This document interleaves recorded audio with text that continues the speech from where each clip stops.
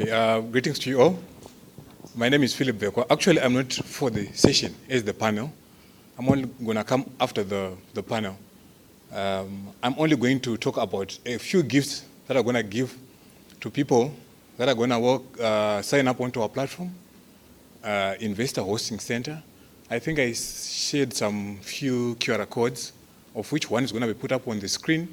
So whilst this panel is going on, you can be signing up if you're interested in understanding how we've taken investment facilitation to the next level by centralizing, connecting a global network of investors to a curated database of bankable opportunities across Africa. So now, I'll leave the platform to the proper, I'm just coming in for the gifts, okay? And I'll do the presentation after the panel. So, back to you. Okay. I've been given another instruction to invite our director, Mr. Wenga, to come up front for the upcoming panel.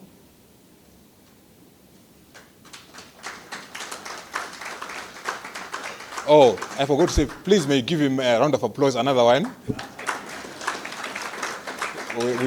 Sometimes we have to fix the plane whilst you're flying it.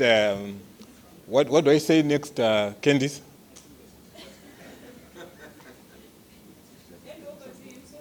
Okay.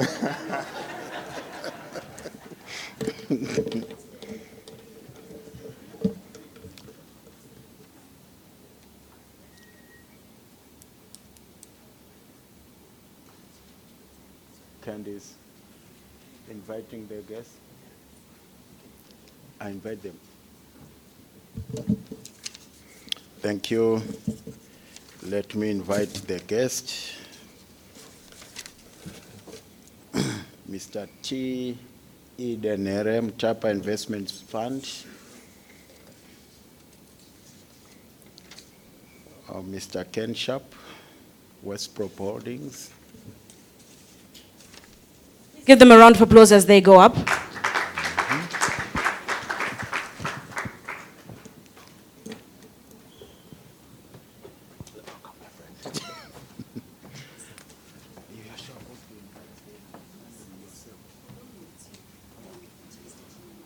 It's not there. Okay. I'm told one of the panelists is not around. I've got Mr. Stanley Sachkonye, Afrexim Bank.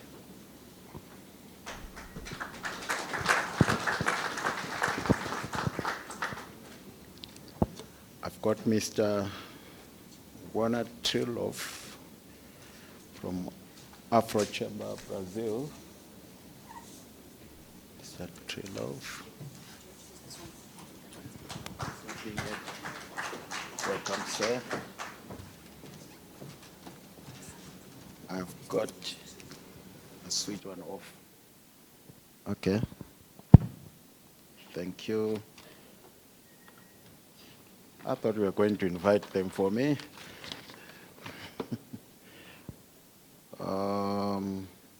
Then Mr. Tendai Wachkoka from Growwise Wealth Builders, USA. Welcome, my brother. Good. I'm sure I can take that one. Then Mr. Robert Johnson, Illinois State Black Chamber of Commerce, USA again.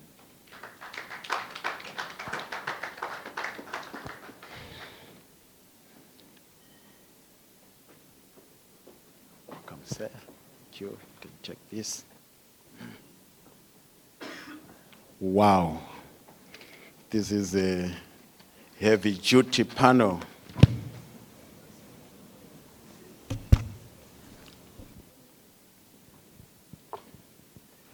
Good morning, distinguished leaders. I'm honored to facilitate this session under the banner of the Investor Hosting Center, a platform built to bridge well-profiled global investors with bankable African opportunities through an end-to-end facilitation model that spans investor profiling, opportunity structuring, and hosting experiences from origination to closure. Our mantra, invest with confidence, achieve more, defines the dialogue as Africa repositions itself within the global economic matrix. Our shared mandate is to move beyond potential to transform opportunities into bankable, investable, executable, and scalable ventures.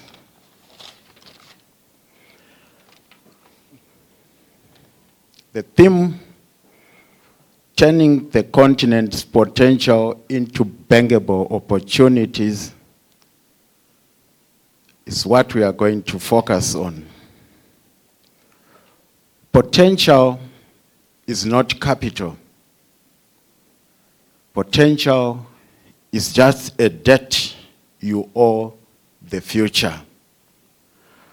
Africa has a lot of potential because it has lots of unsolved problems, large-scale problems, like energy, infrastructure, and it is a big market, but a fragmented one. Africa is home to immense natural, human, and innovation potential, yet much of it remains undercapitalized. Today's conversations ask a vital question. How can we turn Africa's potential into bankable opportunities that drive inclusive growth? But investors don't finance potential. They finance cash flows. The cost of investing in Africa is higher than other continents. Check example of electricity, the electricity poverty talked yesterday, railway network, etc., etc. At IHC, we have received many questions from global investors. I'll give you an example. In agribusiness, one fund asked us, international global fund, they are looking for a continuous, uninterrupted 10,000 hectares with water, with rail, with electricity. They want to invest a minimum size of 100 million. They've got what it takes. They've got the off-taker market. They can consume that crop they gave us. We met with them. We verified, we profiled them. They've got proof of funding. They've got proof of the off-take. They've got everything. And when they come back to Zimbabwe, we could not get one continuous 10,000 hectare area we can put that. They asked us, we do not want to divert our attention to invest into a railway. We don't want to divert our attention or our funds into generating electricity. Therefore, they moved to Kenya, where they got such thing, 16,000 hectares, continuous with rail, everything. That's our issues which we find in Zimbabwe.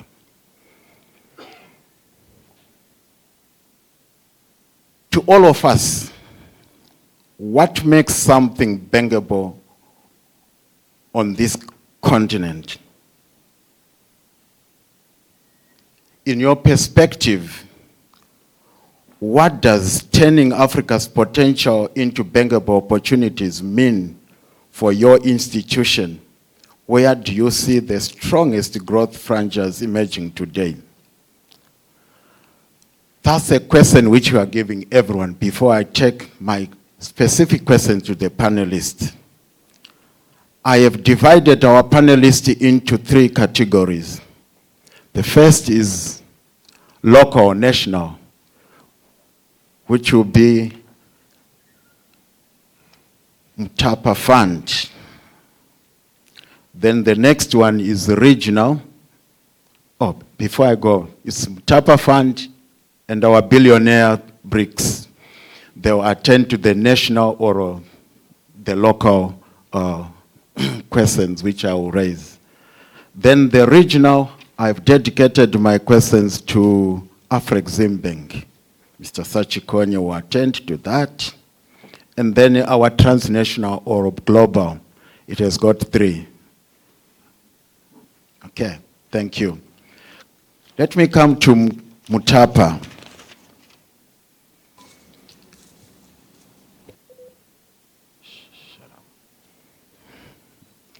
Mr. Denner, if we focus on the building national wealth systems and localized investment engines that feed into a future-ready Africa,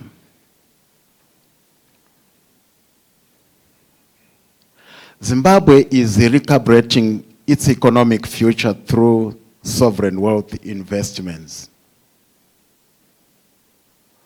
From Chapa's vantage point, how are we translating national assets into intergenerational wealth? That's first part of the question.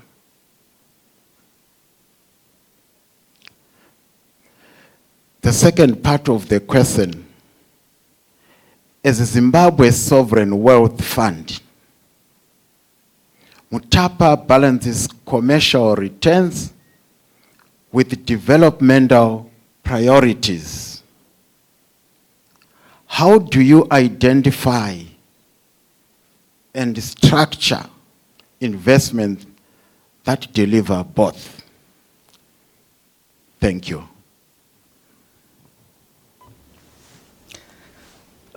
Thank you, moderator, for the questions, and good morning, everyone.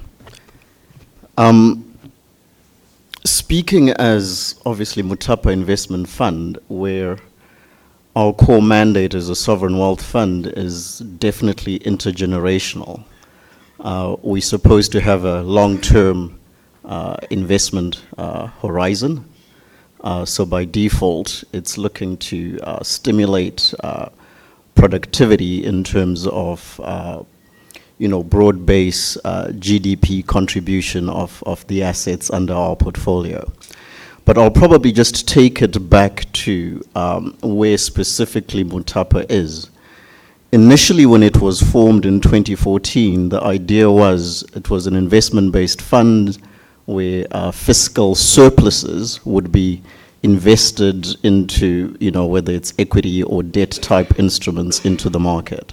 That is typical of a number of sovereign wealth funds. If you're looking at Norway, where they then de-risk domestic markets by investing offshore, right? That didn't play out for Zimbabwe because the fiscal returns weren't just there, or the fiscal surpluses weren't there. So it was reimagined into an asset-based sovereign wealth fund. So where are we now? We're sitting with a portfolio of what were state-owned entities, which were in various forms of contribution, a lot of them requiring turnaround growth capital to actually transform. So what we've realized is, as Zimbabwe generally, and we are anchored by a mining portfolio, so our natural resource endowment is what we should be translating into sustainable industries into the future. And I think that's how we bridge what we have now into what can be intergenerational and sustainable. But to do that requires capital. So we leverage some of the assets that we have where we can raise the liquidity to deploy into defining the resources, because mining is capital intensive. You need exploration, you need to define the resource, and then you need to find strategic partners to operationalize those assets. But out of all of that, you need the infrastructure. You need mine to port strategies, because the revenue model on the mine is not going to work until you can export the product. So it's linked into mining, infrastructure, the enabling environment around that. And I think once we're able to turn that around, we can then say, okay, we've got the other industries, whether it's the telcos, the fintechs, the agro-industrial industries that can probably grow faster thereafter. And I think at that point we can say we're a sustainable sovereign wealth fund. So probably that's the first part of the question in terms of how do we bridge that gap. Thank you. My follow-up question, how does Mutapa partner with private and regional investors to amplify impact? We've been partnering a number of local institutional investors. We're developing some broad-based co-investment strategies with some institutional investors like NASA, Public Service Commission, amongst others. We've been tapping into relationships with African Bank. We've unlocked facilities for ZESA. I think recently there was a $210 million facility we helped unlock for them to expand some of their transmission and distribution infrastructure. We're part of the African Sovereign Wealth Fund Forum. We've got relationships with a lot of the DFIs. But more importantly, through our portfolio itself, where there are existing business relationships with a number of regional, global counterparties, we've been able to raise significant amounts of debt. We can go into the oil sector, for example, where through the National Oil Infrastructure Company, their customers are your international traders like Trafigura, Glencore. They can access funds at SOFR plus 4%, which we can't access in our local markets. So it's leveraging our relationships at the portfolio level, and also our access into the DFIs and other global investors to attract capital. Thank you. I'll come back to you later. Mr. Ken Sharpe, Chief Executive for Westprop Holdings. Question. Westprop's billion, I call it billionaire bricks, billion bricks vision has redefined modern real estate in Zimbabwe, blending lifestyle, commerce, and community. You've been very successful. You have successfully delivered large-scale real estate projects in Zimbabwe. From your experience, what makes infrastructure and housing projects bankable in Zimbabwe's environment of high cost and policy uncertainty? Thank you for that question. I would like to just start my remarks with 3 observations. The first one is, whilst me and you seem to be absolutely connected, because you hadn't told me about that question until now, but it's exactly what I want to speak on. I don't think I got the note on the dress code, because when I saw bankable, I was assuming I would be in the midst of bankers. So I dressed up like a banker. Normally I have my hard hat on and overcoat to build. And I see my banking brother here is in a golf shirt, as well as this beautiful audience in all these blue shirts. So next time, please send me the note. But the remark I'd like to make that's very serious is actually on the $1 billion agricultural opportunity that was on the panel before us.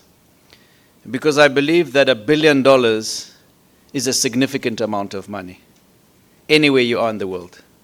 $1 billion US will get the attention of at least the president. Even President Trump will give attention to $1 billion. So $1 billion is a lot, but it's actually nothing compared to the opportunity I'm going to give you in real estate. I remember this very round table, maybe 10 years back. Chairman Bin, I don't know where you are. If I'm correct, please, if I'm not, please correct me. I remember this organization saying the economy in Zimbabwe is a $100 billion economy. Is that right? Everyone laughed at this organization. Today we are more than half of that.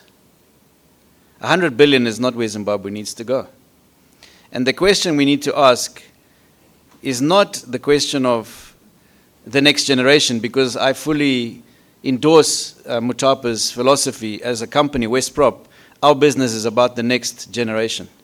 We are a multi-generational organization. We are building for the future of the country.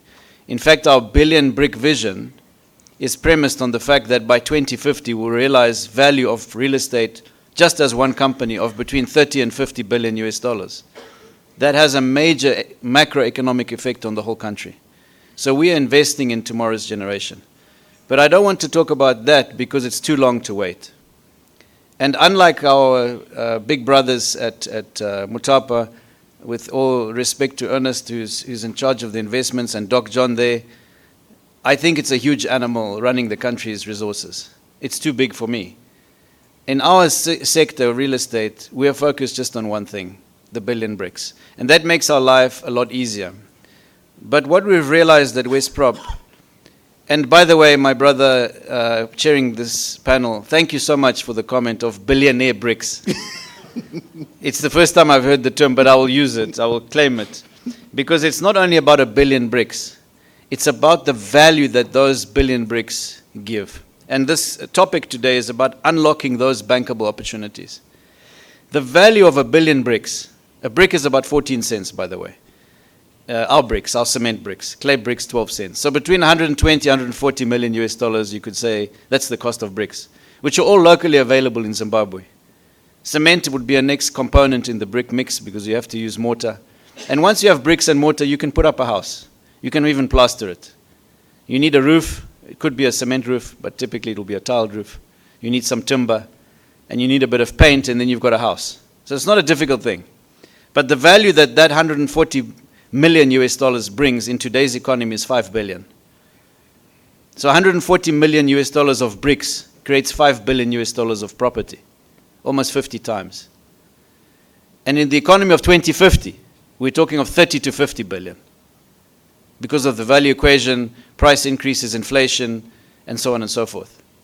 So we are certain that on our land banks, we've calculated we need 1 billion bricks to build out the developments we're building. We are certain that we are creating as an organization tens of billions of US dollars of value. But my conundrum is not in that. It's in how to unlock the capital.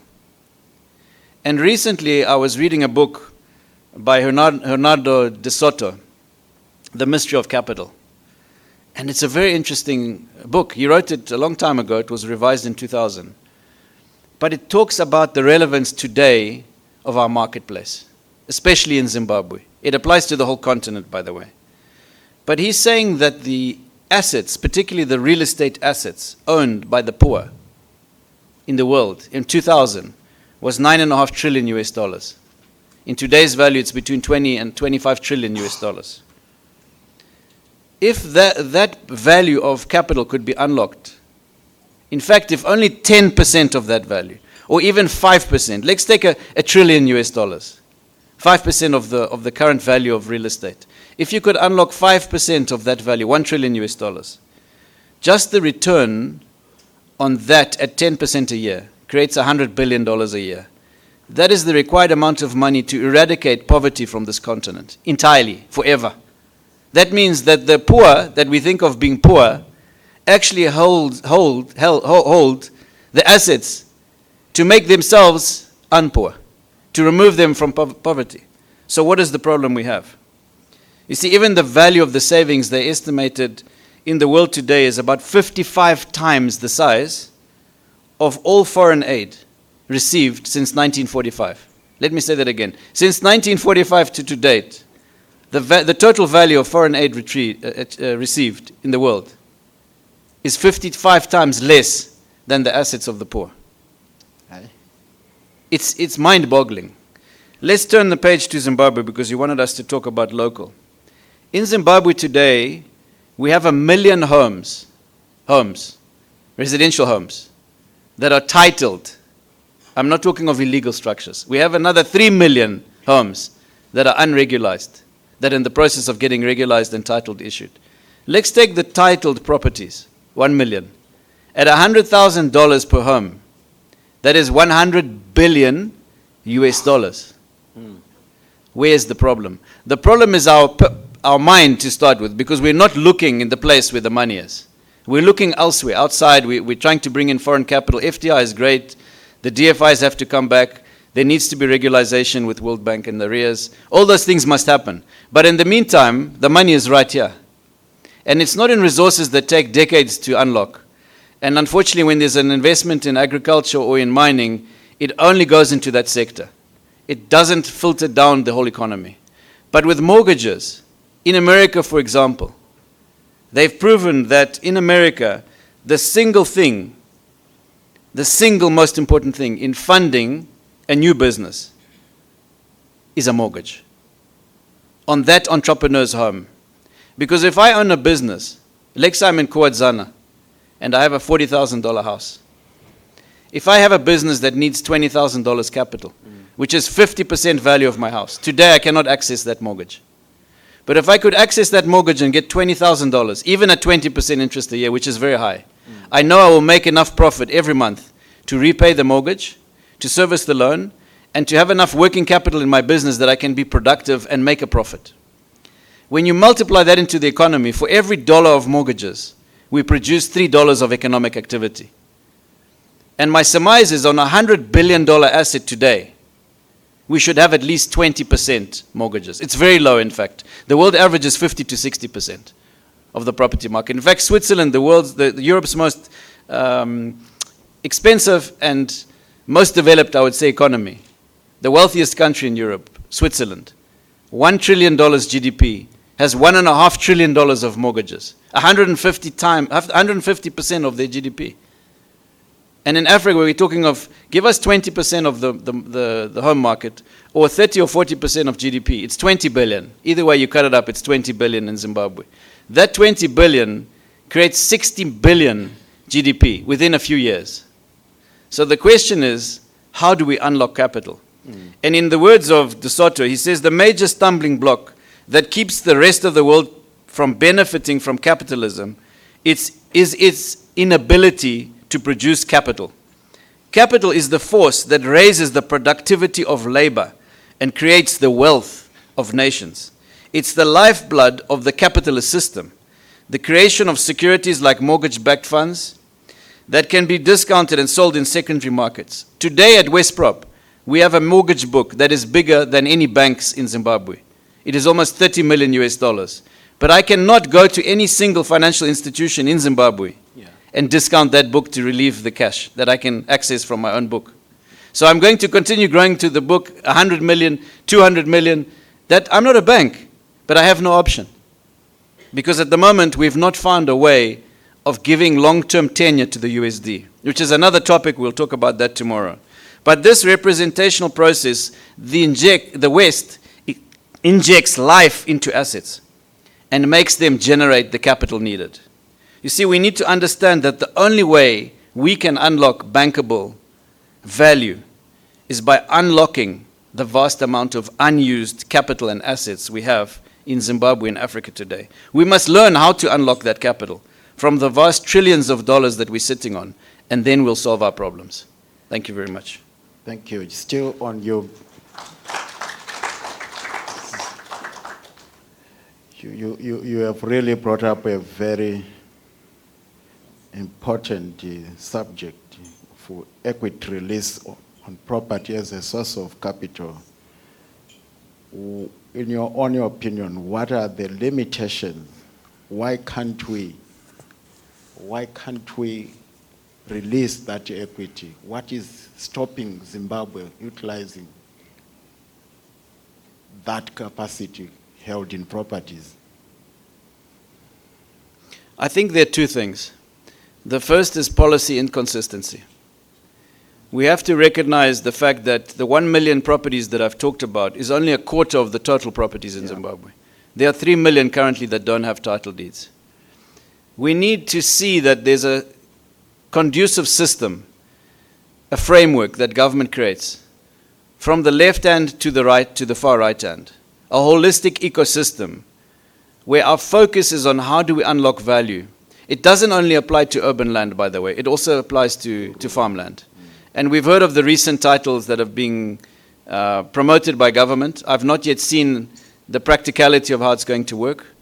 But I'm hopeful that if they are able to achieve that, it unlocks for the first time for small-scale farmers the ability to borrow against their land. So for me, the first thing is we need, as an organization, as CEO Africa Roundtable, as a member, I'm lobbying the members to come together, to stand together. Because as an industry, when we are 500 or 600 members, I think, Chairman, is that right, approximately? 500 or 600 leaders of business, when we stand together with one voice, government listens. Any president in the world, any government in the world, when you have the leaders of the country, the business leaders talking with one voice, government listens. So I'm advocating that we stand together to say to government, let's unlock value from our assets. Not long-term assets of mining and agriculture that take decades, but immediate assets that we have available now. Those homes are built. They're titled 1 million homes. There's $100 billion today. Let's have the bankers come alongside us and say, yes, we can facilitate. We don't have the capital. We know the banks don't have the capital. But they can facilitate the capital to come in. However, we need to understand where the long-term tenure of the US dollar is going. Because even if government was to say the 2030 deadline, we're extending, for how long are they extending? All it does is put the expiry date later. If they say, no, we can't extend, we're going into ZIG, where is the ZIG coming from? Because we need 20 to 30 billion. They haven't even got $1 billion yet. So where are they going to create that ZIG? Are they going to print it and create more inflation? No, it's impossible. Therefore, we have to allow US dollars to come in to fund the mortgages. If we don't, we're restricting ourselves. We are not growing our economy into an upper middle class society. So I think for me, it's about saying, let's have consistency. If we extend it indefinitely, then there's a possibility that people can repay their mortgages in USD. If it's not extended until at least the 30-year mortgage expires, whoever's the lender is going to say, hang on a second. You can say my agreement is valid because I signed it today. It will be valid for 30 years. But the person that's repaying me, how is he going to find the US dollars? So I think we have to be realistic. We have to accept and admit what it is that we're dealing with. Let's be honest with each other. Let's have an honest discussion. Thank you.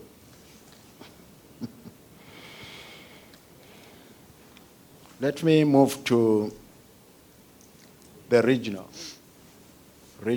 or continental context. And our focus is on financing and investment mechanisms. Mr. Sachikonyan, my question. Afreximbank has been instrumental in de-risking trade and investment across Africa. How is the bank leveraging project preparations, blended finance, or guarantee instruments to make African projects more attractive to investors? You know, your institutions is on record to say you are sitting on tons of capital, but you lack bankable opportunities. Please, check your time. Thank you, Elias, and good morning to everyone. Happy to be here, and congratulations to CEO Roundtable for this conference. So as Afreximbank, we are now 32 years old, having been formed in 1993. I think if I start off by spelling out our mandate, it will become easier for people to understand where we are coming from. So our mandate is to facilitate, finance, and promote intra-African trade, extra-African trade, as well as trade-enabling infrastructure. We are a bank which is owned by 53 out of the 54 African countries. We have got private investors, so we are truly public-private partnership, which is successful on the continent because we've got private investors. And now we also have got 12 out of the 15 Caribbean community countries as our members. Zimbabwe is a founding shareholder in the bank, and it was the first branch out of the headquarters to be established. Our headquarters is in Cairo, so the first branch outside the head office was Harare in 1997. So we've been in this market since 1997. And it will be pleasing to note that since then we have pumped almost $12 billion into this market alone. Wow. Thank you. And from here we manage 13 countries because we are the regional center for Southern Africa. And then we've got 6 regional centers across, and the 6th one was formed in Barbados in August 2023. We're $40 billion, over $40 billion bank, and to any single borrower we can give up to $1.7, $1.8 billion. We have access to capital. The challenge that we face, like you rightly pointed out, there is so much money chasing very few bankable projects. Yet you have got so many projects that are looking for money. Every day my job is to receive applications, review them, and recommend them. But I can tell you, on a single day, more than 90% of the projects that I receive are not yet bankable. Hey. That is the challenge that we have. With that realization as a bank, we then said we need to bridge the gap. So some years back, we formed a unit which is called Project Preparation Unit. The role is to bring the projects to bankability, to bankable stage. So one can do their pre-feasibility study, and then they can bring the project to us, and then the team will do full feasibility study. Technical due diligence, legal due diligence, financial modeling, commercial due diligence, environmental due diligence, insurance due diligence, to ensure that all the facets of the project are taken care of and the project is now bankable. Added to that, when we do project preparation, we also put a condition for us to be given the first right of refusal to finance that project, because we have done it, so we can actually finance that project as well through senior debt. Wow. You can go wherever you want. That's why we're saying first right of refusal. So we can do it and you can go and borrow elsewhere, but we would want to participate in that as well, because we're there to support our own member states. Yeah. So far, we have supported projects worth over, just through that unit only, projects worth over 10.5 billion over the continent. And in Zimbabwe, you might have seen it in the newspapers, a couple of months back, we actually signed a joint preparation, project preparation facility in the energy sector.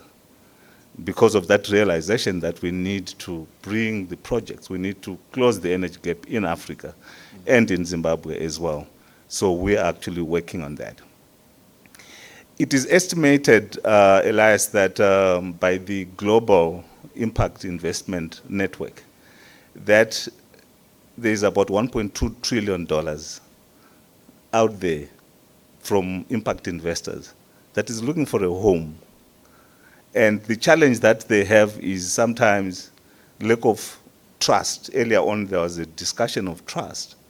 Lack of partners that will link those impact investors to the private sector, to governments, and ensure that what they are investing in is not a bottomless pit.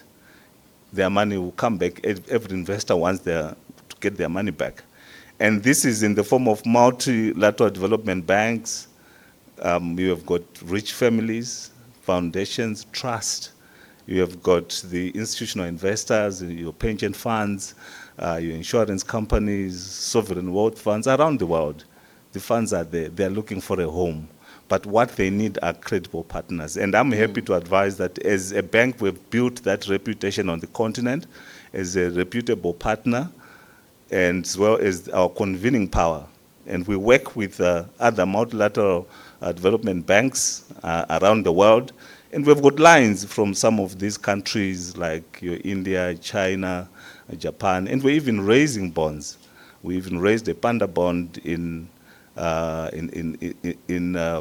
China, a Yamura bond in Japan, and we are going out there to access funds. But my brother Ken said something very important earlier on. Before you talk about foreign direct investment, I always believe in local investment. Yes. As a local investor, before I go out to look for foreign investors, where are we investing our money as locals?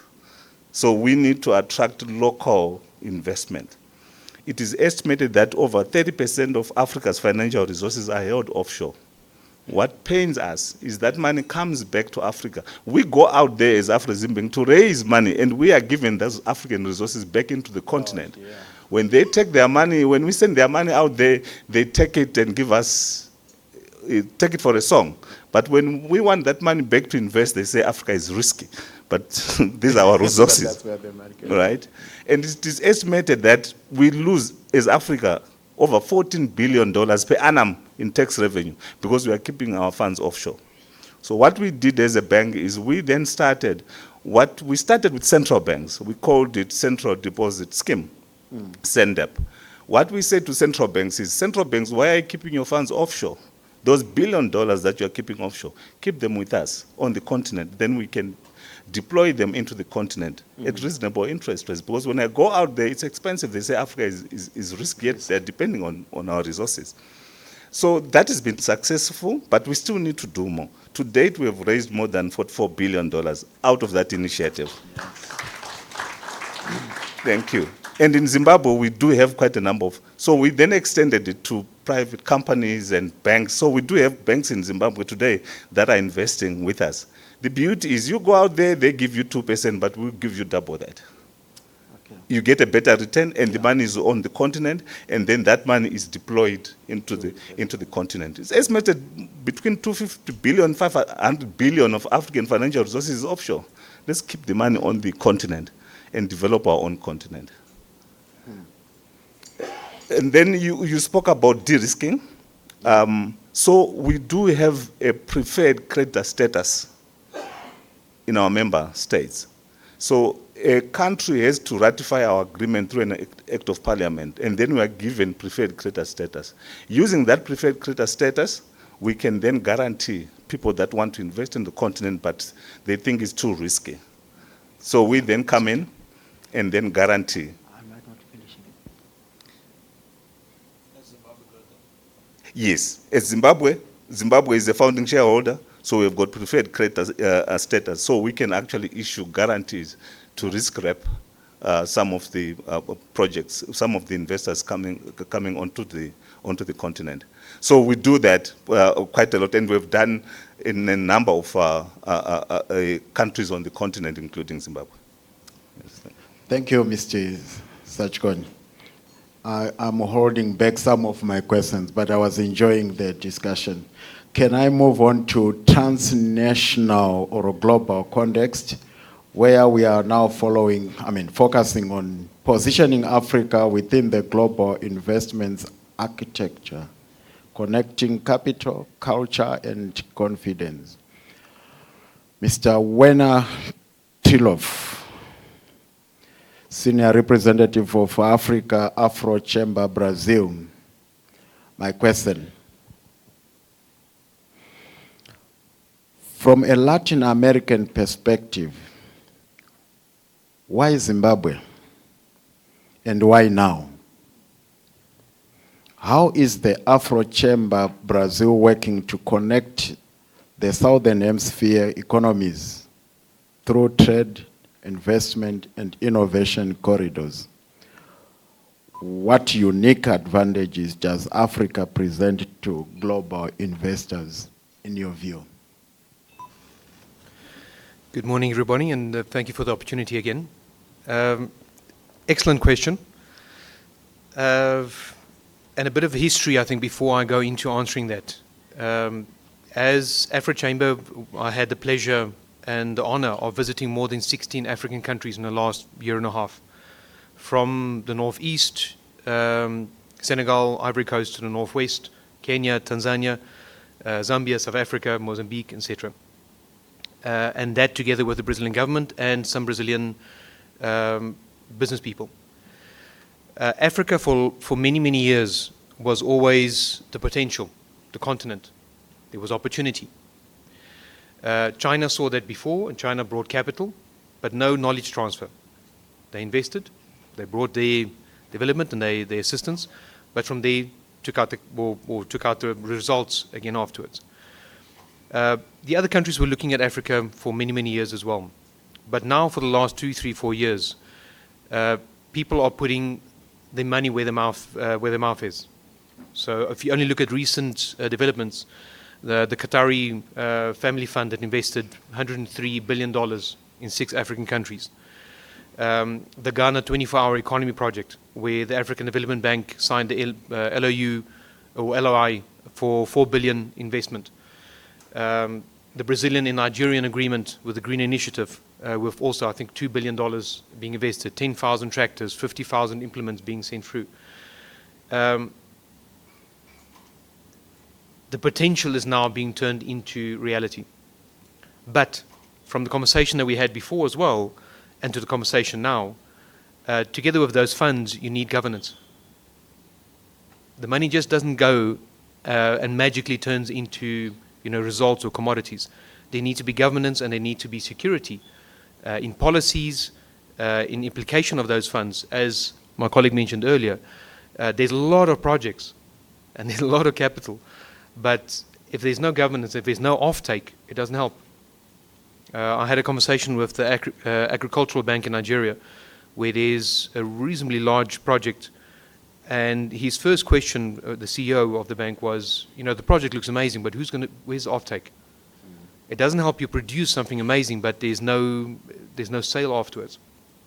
So, from a Latin American perspective, there's a very, very big interest in Africa. Not just Zimbabwe, but a lot of other African countries. Because we see, and not just in the agricultural sector, in the energy sector, we realize that that is the future of the world. And from a Brazilian perspective, I can say, I've spoken to a number of Brazilian business people, banks, investors, etc. Again, the focus is not just on selling a commodity and leaving. The focus is on knowledge transfer. The focus is on building local production.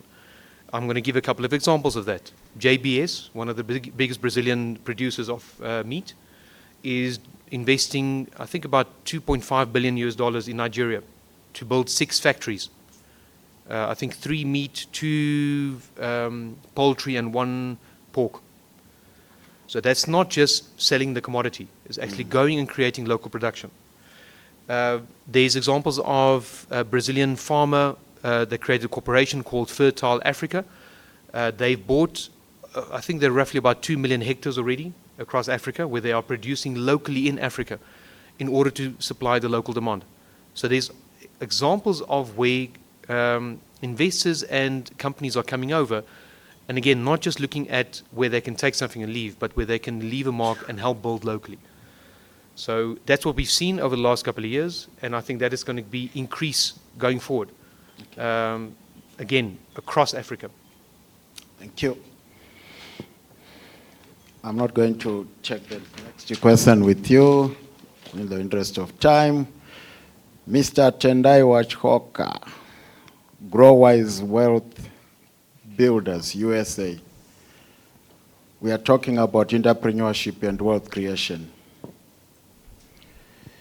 Your focus is on building wealth and scalable enterprises. What are the key ingredients that turn small ideas into bankable, investment-ready ventures? Thank you. Yeah, so I've privileged to have both experience as a Zimbabwean and also as an American kind of. So I'm going to come up with a structured solution in regard to that. So first, what I've noted is that there's need for mindset shift. As alluded before by Mr. Sachikonye, that we are sitting on brilliant ideas, but ideas alone is not adequate. We need to test those ideas so that they become validated. When they're validated, they become an opportunity. What am I talking about here? I'm saying we have to come up with a way and change the way we do things. I call it controlled disruption. For example, we have lithium here in Zimbabwe. We know what it does in EV and what Elon Musk is doing in the USA wave stay. Why not attract a Silicon Valley of our Zimbabwean? When we have that, generally it attracts value. Investors are not philanthropists. They want return on investment. So, but generally, value attracts funding. So when they see that we are going to create, let's say, a lithium hub for Zimbabwe, and we're going to be, I call it creating blue oceans. Blue oceans is a model where we are creating a totally new market. Whosoever is going to come before, after us, is a rival competitor. So once we have systems and structures in place, generally you're going to find that funding naturally comes. But in order to do that, we have to change the way we do things. That's why I said controlled disruption. So when we do that, you're going to find that naturally and automatically we change that into bankable opportunities. Thank you so much. Let me turn to our last but not least, Mr. Robert Johnson, Illinois State Black Chamber of Commerce, USA. Focus on diaspora and global linkages. The African diaspora in the USA represents both capital and expertise. How can diaspora investors be mobilized into structured, scalable investment vehicles for Africa? Thank you. On behalf of Dr. Larry Ivory and the Illinois State Black Chamber of Commerce and his role as National President of the Black Chamber of Commerce, I bring you greetings. My name is Robert Johnson. I'm the managing partner of the Solomon Group, which is a social impact management consulting firm and law firm in Chicago. And I want to talk to you about the opportunity that I see with respect to what I will call cultural economic arbitrage, which is very similar to what the last panelist talked about in terms of how we can build partnerships and bridges between African Americans and the African diaspora. So as I said, it's an honor to stand before you, leaders who carry the weight and promise of a continent whose time has come. I want to thank the CEO Africa Roundtable for convening this extraordinary gathering and for the courage to host conversations that go beyond borders, beyond business, and into the deeper question of what we owe to one another as people of African descent. I come before you not only as a lawyer and entrepreneur from the United States, but as a son of Africa's scattered children, a descendant of those who were taken, yet who never forgot. For generations, we have looked across the Atlantic with longing and respect, knowing that our destinies remain bound together. Today, we're being called to do something our ancestors could only dream of, to rebuild the bridge between Africa and her diaspora, not with words of sorrow, but with strategies of empowerment. For centuries, the distance between African and African Americans has been more than physical. It has been a silence imposed by history, distorted by media, and manipulated by systems that profited from our separation. But something powerful is arising. Across the world, Africa is rising, young, vibrant, rich in natural resources, human capital, and cultural influence. At the same time, African Americans are awakening, realizing that our wealth, networks, and skills can no longer remain isolated in Western markets. Technology has erased the excuses that geography once offered. The question is no longer if we should connect, but how we will partner and how fast. The African continent holds the world's youngest population and some of the fastest growing economies. By 2050, 1 in every 4 people on this planet will be African. Meanwhile, in the United States, African Americans command over $2 trillion in annual purchasing power and control a growing basis of business, capital, and institutional influence. Imagine what becomes possible when these two forces align. When African innovation meets African American capital, when African natural resources meet diaspora technology and expertise, when our shared identity becomes our investment thesis. This is not charity, this is strategy. It is the recognition that we can no longer build wealth in isolation while other empires gain on our disconnection. There are sectors ready for partnership today: infrastructure, renewable energy, digital technology, healthcare, education, real estate, and creative industries. Each of these represents a gateway of our shared prosperity. If we're bold enough to cross it together. True partnership, however, is not built only on money. It is built on trust, understanding, and respect. We must be honest about the skepticism that sometimes exists on both sides. Some Africans wonder whether diaspora truly understands the complexity of doing business here. Some African Americans question whether the systems in Africa are ready for transparent collaboration. Both questions are valid, but neither can be allowed to define our relationship. Instead, we must redefine partnership through mutual value. Africans bring opportunity, access, and market insight. African Americans bring networks, global capital, advocacy, power. Together we bring credibility, the ability to speak both the language and culture and the language of capital, social and cultural dimensions. Beyond economics lies something deeper, the restoration of identity. When we collaborate, we don't just build companies, we build a narrative that was stolen from us. Every joint venture, every trade mission, every exchange of idea becomes an act of reclamation. So having said that, Illinois has roughly about $63 billion worth of buying power just alone by African Americans. African American median income in the United States is roughly around $54,000 to $59,000 a year. That holds tremendous opportunity for African Americans to do business in Africa. Based upon the geopolitical issues that are going on in my country, there are more of us that want to do business with Africans. There are more of us that want to come home. So there is an opportunity for us to, as I said, engage in cultural, economic arbitrage and work together to build partnerships based on structure, based on credibility, based on trust, and a shared history of oppression. Thank you. Thank you so much.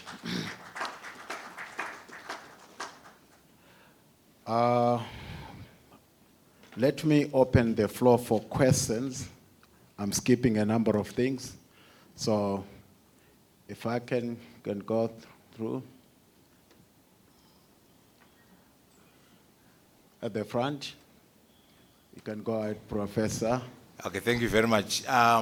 Scale, I want you colleagues to comment on scale.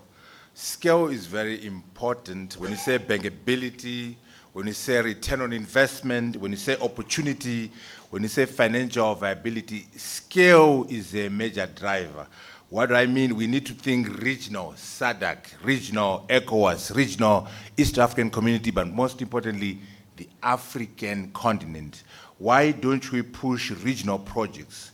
Why don't we push continental projects? For example, Inga Dam. What do we need to do to get that funded and taken off? Because if we do Inga Dam, we'll be able to provide energy for the continent. Scale, can we have some views on scale? Last point, Mutapa.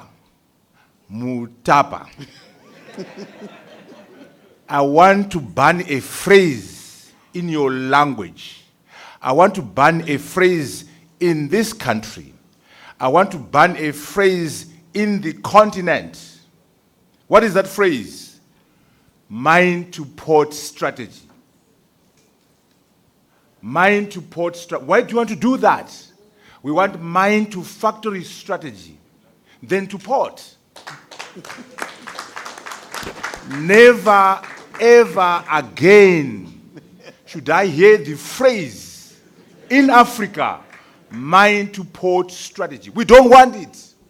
We want our minerals to go from the mine to the factory so we can do value addition and beneficiation. Then we consume our own products, and thereafter we can go to the port.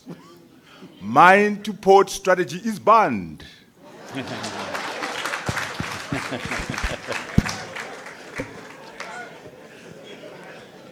Do you want to respond? Thank you, Professor. So I can, and the emphasis is good. I can take the question on scale. Yeah, Sorry. you can come in. Can I just make one quick comment? I had it was mentioned earlier as well, why African countries do not speak to each other. And in that sense, I actually want to thank our US counterpart. The Trump actions over the last couple of months has created a lot of complications and a lot of issues across the globe. But it has also brought a lot of benefits, where now countries are speaking to each other. Because previously everybody was always looking at the US, buy my product, do this, bring us aid. I had a situation in Kenya where I think it was Kenyan flowers or Nigerian flowers, but it's flowers that are created or produced, sent up to Holland and exported to Nigeria. Yeah. Why? But that was only seen and addressed after tariffs and things were brought in. So that is something that I'm noticing over my business travels, is that Africa is speaking to Africa again. Yeah. And that can lead to many more opportunities going forward. Yeah. And ties into the fact of producing locally, not just sending to a port and exporting to Europe or to America. Thank you. Africa is a very big market, but we are too fragmented. We can't consolidate ourselves. Mutapa. Yeah. Thank you so much. I mean, it's interesting to hear, certain things being banned. But here's what I can say. When we talk to mine to port strategy, it is not only mined products that phrase referred to. And I can give you a specific example. I think we're talking of Africa needs electricity for about 600 million people. When we look at our lithium industry, it had to start at a certain stage. I think Ministry of Mines has made certain progress on restricting lithium ore sales and going, let's produce lithium concentrate as a first base, right? We will still be exporting lithium concentrate. The next stage is carbonate hydroxide. To do that, you need to solve the power energy deficit. But even if you look at the steel industry itself, right, we endowed with the chrome, we endowed with limestone, we've got the iron ore, so yes, you can produce steel. What can you do with the steel? Yes, you could probably export it, or you could do other things and put it out into the region. The reality is the infrastructure, the logistics, whether you then want to export finished products or it's unbeneficiated products, you need that solution. So probably when people refer to mine to port, it is not essentially just about ores being shipped out. The reality is, even when we're speaking to guys like DP World, who are building port infrastructure around Africa, you need to balance the trade. What you export out, you need to import back in one way or the other. I entirely agree. We're looking at statistics for just China alone. 2024, Africa imported goods worth $180 billion from China. We exported what we could call unfinished products worth about 116 billion. So the trade deficit gap was $60 billion. That is clearly unsustainable. And we need to be beneficiating stuff in Africa so that we are in balance of payments surplus. So that strategy is mid-long term. We cannot solve structural deficits around infrastructure, which is a key funding requirement, without being realistic to say mid-short term, we still need to export lithium concentrate.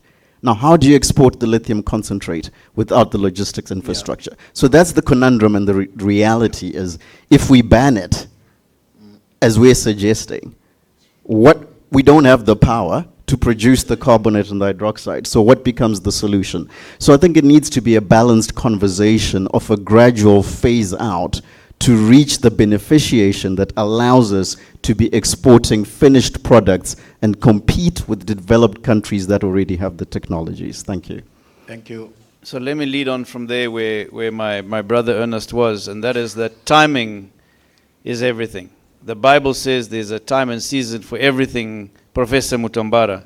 So my answer to your question about scale is that it is impossible to scale outside of something that you've already proved the concept for, because you will fail. You first need to have proof of concept. You need to refine that process so that it becomes perfected. And once you're confident that in that micro ecosystem you've perfected that process, then you can start to replicate and scale outside of there. In context of Westprop, we specifically identified Harare as the first place to scale, because it would be pointless for us to scale nationally if we failed in Harare. So today I'm proud to say at 90 million bricks, 9% of the billion brick vision, we've scaled where we currently have 9 simultaneous projects under construction in Harare. We're adding 6 more next year. And we're now confident that we can start to replicate that process outside. So for the first time, we're now looking outside Harare at other towns. Once we have covered some other towns, then potentially we could look at regionally. But it would be ridiculous for us to go regionally now before we've actually proven what we can do at home. And the other thing about scale is that we can consider ourselves small as a country in the global context, GDP-wise, population-wise, and small even in the African context. There are much bigger markets in COMESA and SADC and the continent. However, the market availability today in Zimbabwe is over 1 million homes, because there's a waiting list of over 1 million people wanting homes. We as a company are only supplying 25,000 of those homes. Currently, on our billion brick vision, it's only 25,000 homes. It's a very small number.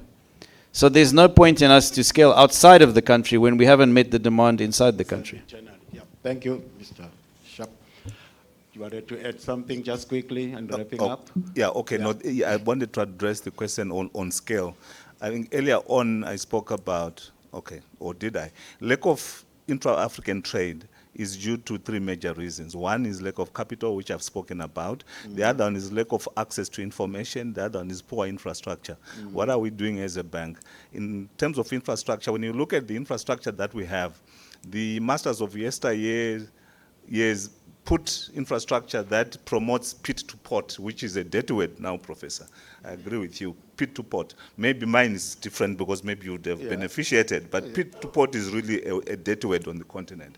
So what we are doing is to ensure that we capacitate the countries in terms of free movement, easy movement of goods between countries. So we are upgrading a border post across the continent.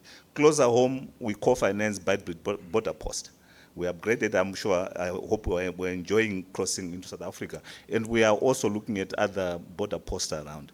We are talking to regional railways companies on the continent, particularly in the region from here, Southern Africa. We are talking to the local one, Botswana Railways, Transnet in South Africa, CFM in Mozambique, Eswatini Railways, in terms of connecting the railway system so that there's intra-African trade.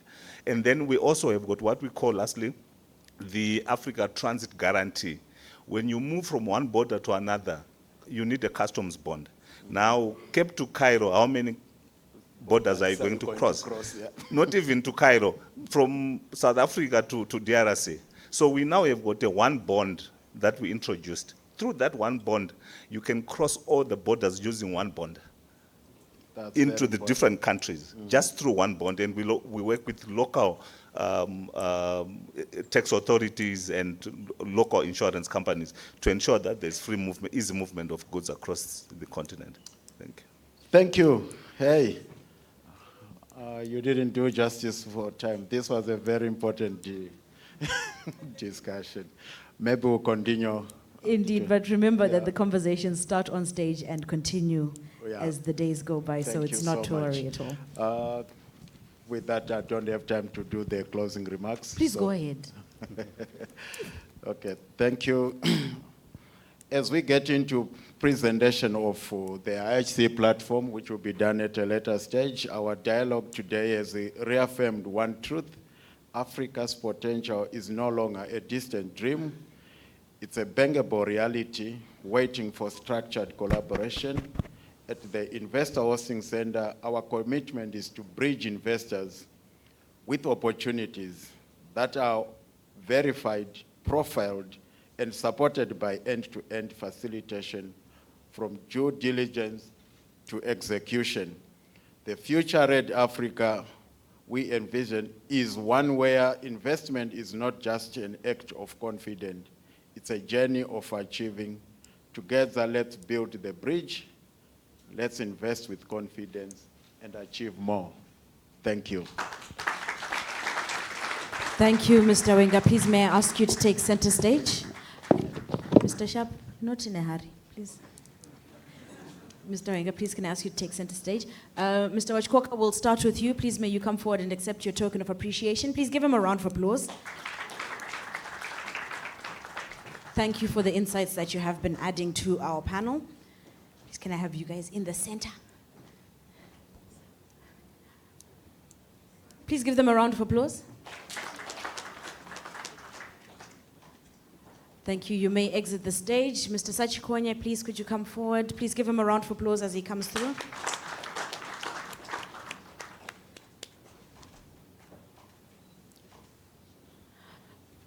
Mr. Sharpe, always a very, very reliable asset for us. Thank you so much for always being part of our programming. Please give him a round of applause. Mr. Denere, thank you so much for coming out and joining us for this session. We hope that the Mutapa Investment Fund will be very engaged with us as we go throughout the programming. Please give him another round of applause. Wena, thank you for flying all the way out to join us. We really do appreciate you. Now, Wena became a friend of ours very recently, but he pushes us to think outside of the box in ways that we never thought possible. Please give him another round of applause. Thank you, Wena.